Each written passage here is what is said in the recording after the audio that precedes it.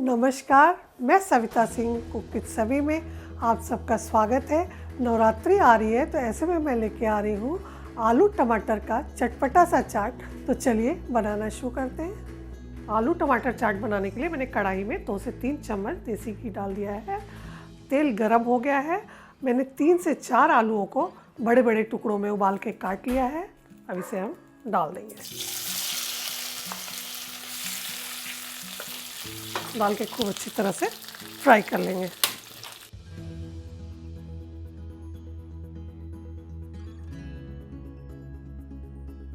इसे बीच-बीच में चलाते हुए हल्का ब्राउन होने तक फ्राई करेंगे। अब आलू हमारा लाइट ब्राउन हो गया है तो इसे निकाल लेते हैं।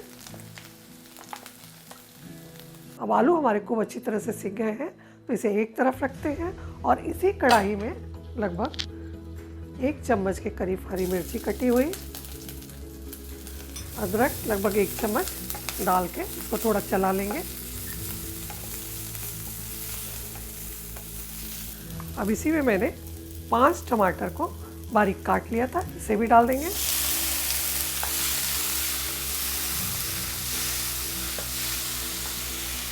अब स्वादानुसार नमक डाल देंगे। सीधा नमक डाल रहे हैं इसमें क्योंकि हम व्रत के लिए चाट बना रहे हैं।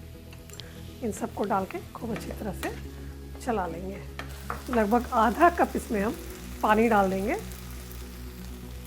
अब टमाटर के गलने तक इसे हम ढक के पका लेंगे।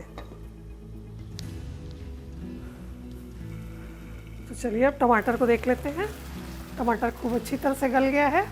इसमें हम थोड़ा मसाले मिलाएंगे। ये जो मैंने धनिया, जीरा और लाल मिर्चा को रोस्ट करके पीसा था उसे भी थोड़ा 1 चम्मच के करीब डाल देंगे। थोड़ी हरी धनिया मिला देंगे और इसी में आलूओं को भी डाल देंगे। जो आलू मैंने फ्राई किए थे ना उसे भी इसी में मिला देंगे। थोड़ा कद्दूकस किया हुआ अदरक ज़रा सा और डाल देंगे। थोड़ी लाल मिर्ची डाल देंगे। मिर्च आप अपने स्वाद के अनुसार डालिएगा। ये हमारी आलू टमाटर चाट बिल्कुल बन के तैयार है। तो चलिए गैस की आंच को बंद करते हैं और प्लेटिंग की तैयारी करते हैं। तो चलिए चाट को हम निकाल लेते हैं।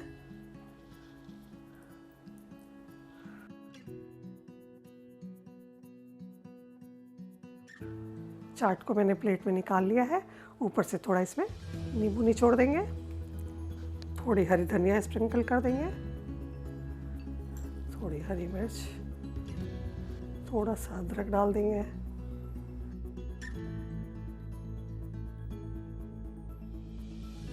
तो ये लीजिए हमारा आलू टमाटर चाट तैयार है। उम्मीद है आप सबको ज़रूर पसंद आएगा और आप हमें कमेंट बॉक्स में लिखकर बताएंगे कि आपको कैसा लगा। अगर आपको मेरी रेसिपी पसंद आती है तो प्लीज़ लाइक करें, शेयर करें और अगर अभी तक आपने सब्सक्राइब नहीं किया है तो प्लीज़ सब्सक्राइब करें और बेल आइकन के बटन को दबाएं।